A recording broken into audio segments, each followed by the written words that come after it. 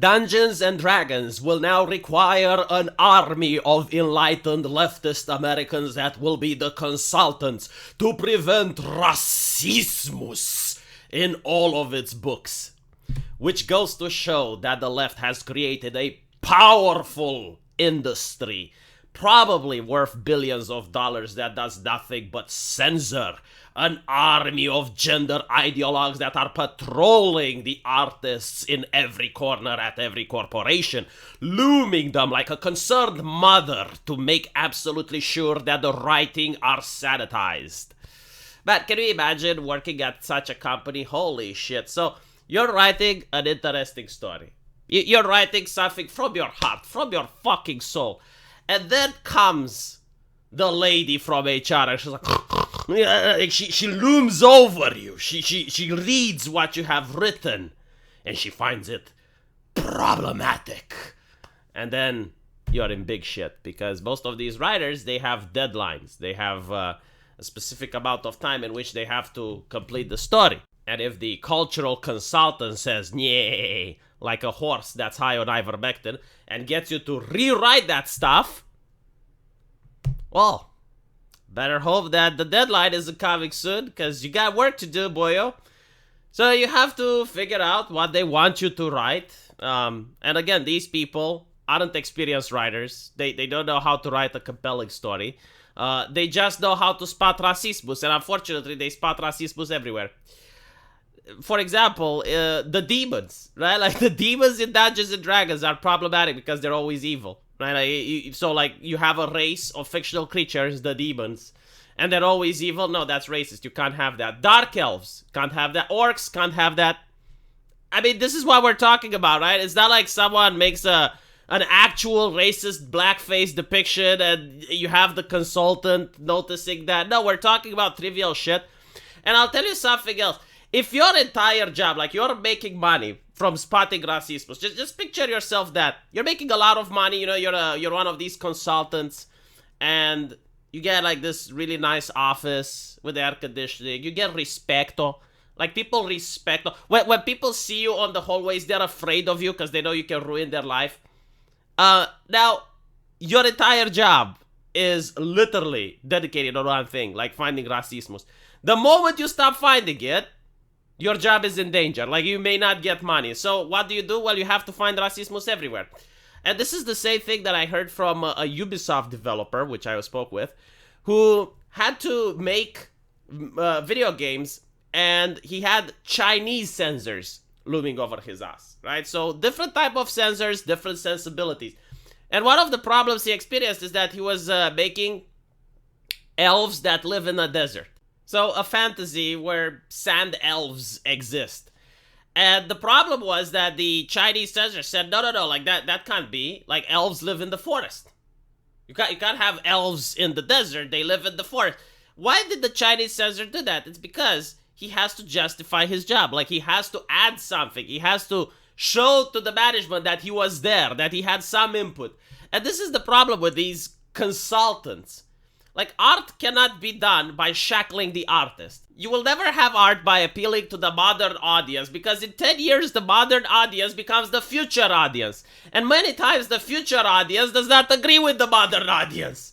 Like, imagine if, I don't know, Beethoven would have written his symphonies for the modern audience. Or if I wanted to make a movie in 2010 and dubstep was popular, it's like, okay, well, we need to create it for the modern audience. What does the modern audience like? Dubstep. We gotta put that in the movie. Like, we can't have Lord of the Rings without dubstep. It's essential.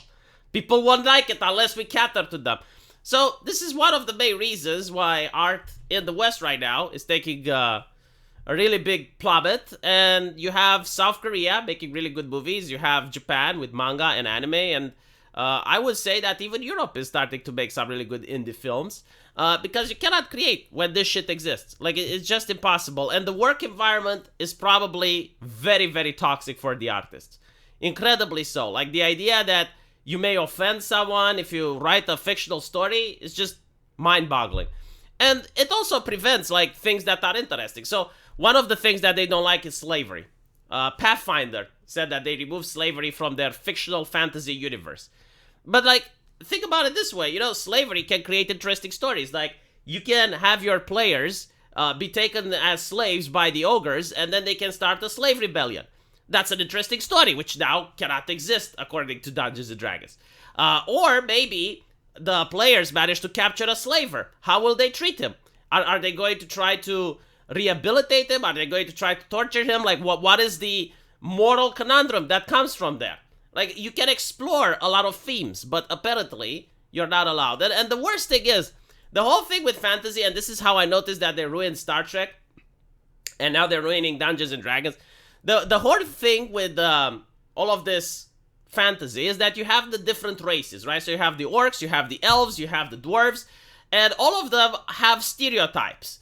And the dwarves are stubborn, they're very proud, but they're good builders. And then you have the orcs, which are maybe honor-bound, and they're prone to violence, they like fighting.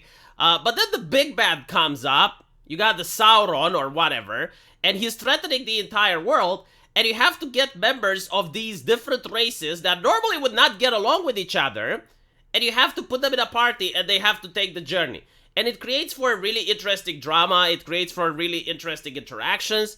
This is pretty much Lord of the Rings and why it was so popular. Like, at the beginning, Gimli and Legolas don't like each other. Legolas is an elf, Gimli is a dwarf, they have grievances, they don't get along together. But through the course of their adventures, they actually start collaborating, and eventually they develop a friendship.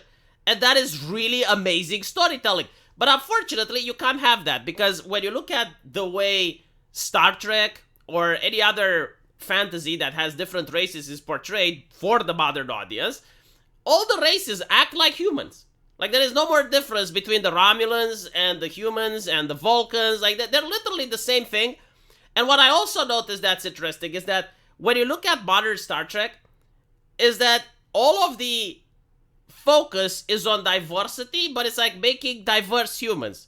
So, okay, let's have like the black lady in, and let's have the Asian guy. And I'm thinking, in Star Trek, what are the fucking aliens? Like, I'm watching a sci-fi movie. I would like to see aliens. I don't care about, you know, the race of the cast. Like, whatever. But, like, give me the aliens, the interesting ones. Like you had in Star Trek The Next Generation, right? Like, you had Data, which was a machine. And then you had the lady, which, Diana the Troy, that could read minds and shit. You know, like, give me that.